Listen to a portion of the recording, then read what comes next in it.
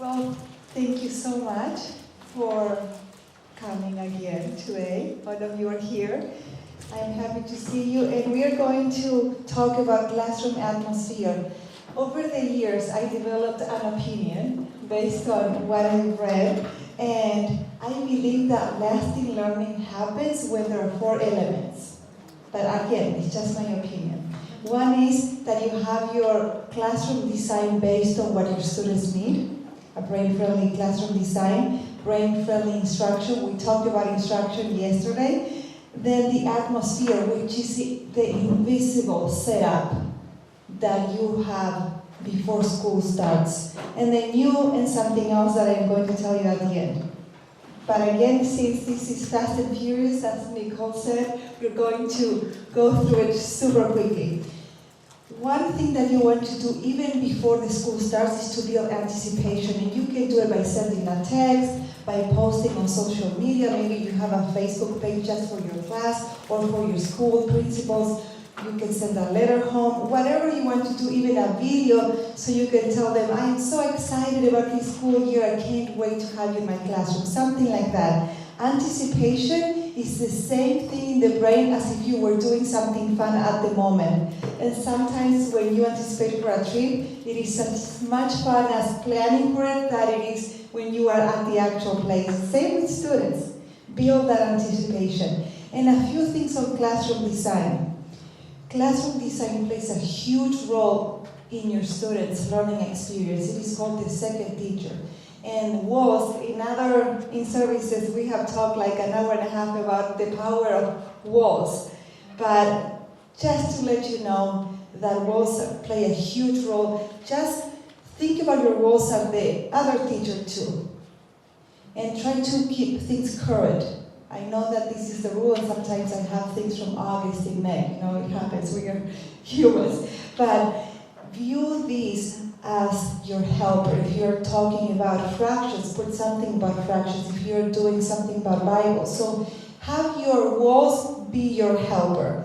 Make it a pleasant place to learn, because it is not, we always joke, this is my kingdom, I am the classroom queen. Well, we are not. It is actually our students' learning space.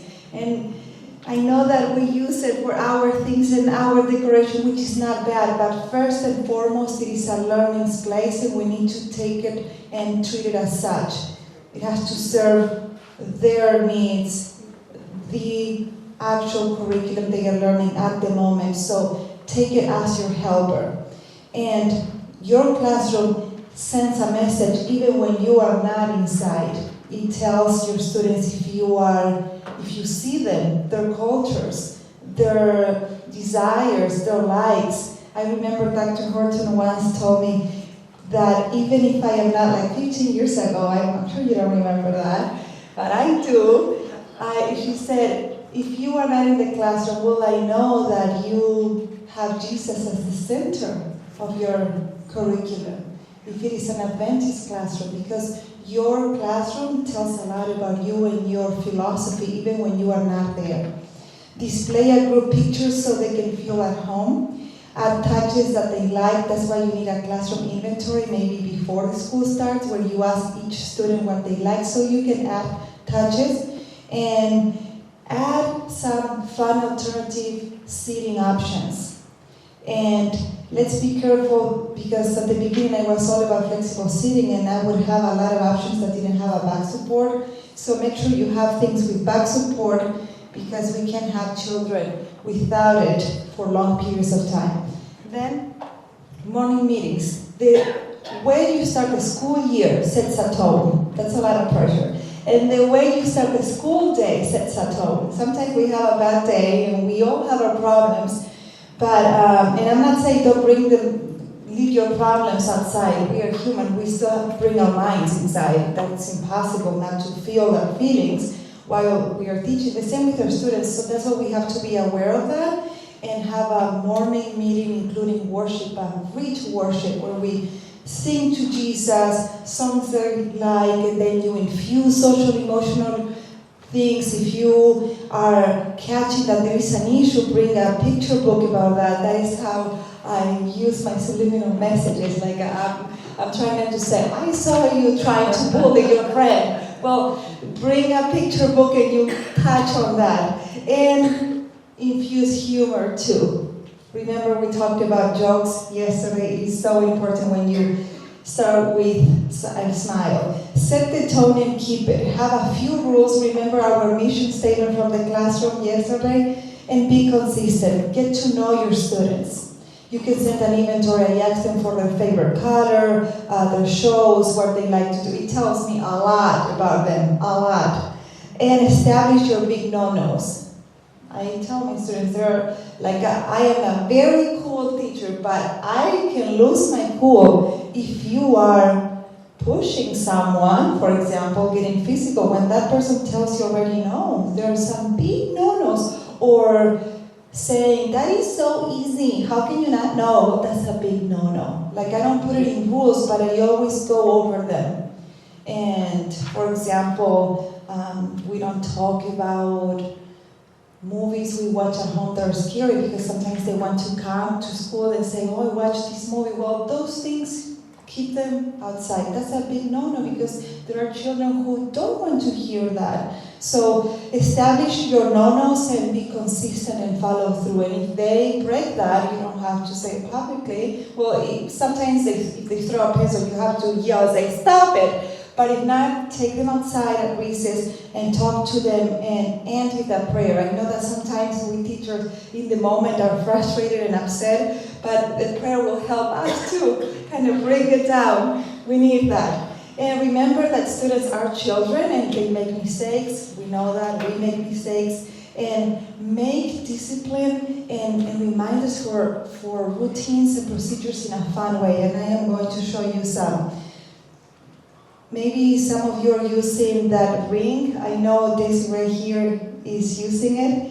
And you have it on you or on your table, and it brings many different kinds of songs. So when you play it, my students have to clap, clap, clap, and make a lot of noise. And then when the song ends, they have to bring it down. And that helps them to pay attention instead of saying, be quiet, don't do that, because after a while they will not listen to you. And then also, try to have a picture of Jesus with children smiling. So they have that image of him smiling, and then it will help you imitate that image, smile. And let's remember that they have tender hearts. I know they are not angels flying with sparkling wings. We know that. Okay, during this summer I wanted to change my calls, and I wanted to practice with you and then test the water if I can use them there. I would use their class, yes, and other ones, but I want to change it for this year. So, I would say one thing, and then after the ellipsis you say the next part, okay? Crystal. Clear. And then Mona Lisa, we talked about Mona Lisa in my classroom, and they became so interested in her just because it is worth billions of dollars. So now they want to do everything Mona Lisa-wise. So what I was thinking, I remember that I teach first, second, third, and fourth. It might sound cheesy, but we do cheesy in the classroom. So if I say Mona, you have to act like Lisa, like this. Mona. Lisa. And then I have them quietly listening to me. So for 2 seconds. Well, I will report back next year if that worked. Maybe it will. It will be a disaster. Peanut butter. Jelly. But now I have to add the movements to it because everything has to be integrated with movements. Flat tire. And they go like this. I have it in my mind. We'll see how it looks like in my classroom. Then you touch the other parts, okay? Head and shoulders, knees and toes.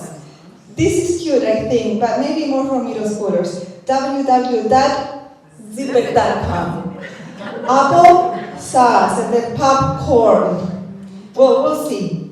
But think about these calls. So because they love it, and then they are quiet. Instead of saying, "Oh, be quiet," you can go around it. Then parents, put a lot of money in the bank first. The first day of school, you can say, oh, I saw that he did that, he's amazing, authentic things. And when something happens, what I do, this is what I do. If I see that a child repeats the same behavior after 17 times, I say, no, well, we are having an issue. I'm going out to the car, Johnny, we need to work on this. And some parents are, like the ones who don't know me, think that they are going to be in big trouble. No, we just talk. No one needs to be in trouble. We just talk, and then we'll see what happens. But first, try talking. And it is hard for you, it will be hard. We know it's hard, and for the parents to hear that. But if you do it with love, and parents, oh, she just talked to me, nothing happened. So it is that conversation that needs to take place first. And be consistent in your communication.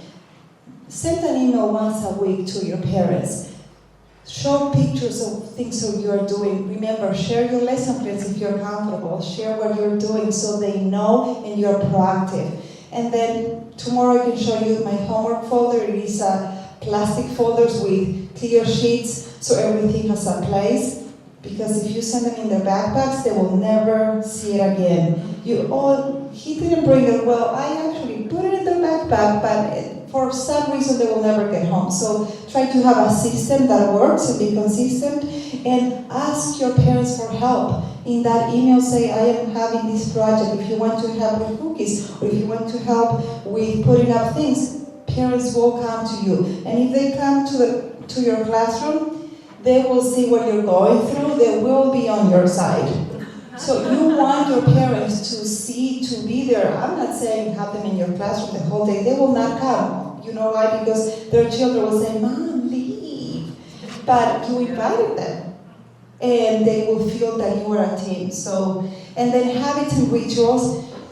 Habits is like lining up, but the ritual is something that you want to have as a classroom, like unique, that belongs just to your class. How are we lining up? And then you can do a silly thing. How are we getting ready for lunch and putting our tables and chairs together? That is a habit, but how you do it is unique to your classroom, and they feel good when they have something unique. And after all I talked to you about instructional strategies and all of that, you would think that my students are, yes, I have an amazing teacher. And I'm going to tell you a story, because this is the last part of the formula that I have found out that works. I went for a professional development one day, maybe 8 years ago, and I left a sheet saying, my teacher is missing, and they had to describe me. And when I came back, I was ready to read all these amazing things about me, my instructional strategies, my classroom design, and she always tries to bring new assessment ideas, and I was so ready to read that. And some of them said that, not in fancy words, but most of them said, my teacher likes apple pies and she smiles. I spent years decoding that. It sounds easy at the beginning, yes, I know her as a person, but then I am not wanting to discredit everything that I said and I will say, we still have to do that, but all they cared about me was I liked apple pie. They paid attention that sometimes I would skip lunch and eat apple pie because my schedule was a mess. And then that I would smile. So I think that there's a more profound thing to it, that everything can be right, but we set the tone, our faces. And actually then later I found research on it, now that your smile sets the tone and the atmosphere and affects the amygdala, which affects the frontal cortex, and then in sum, you need to take care of the atmosphere by starting with your smile. So that's it. Thank you so much, and I'll see you tomorrow for part 2 of Classroom Atmosphere.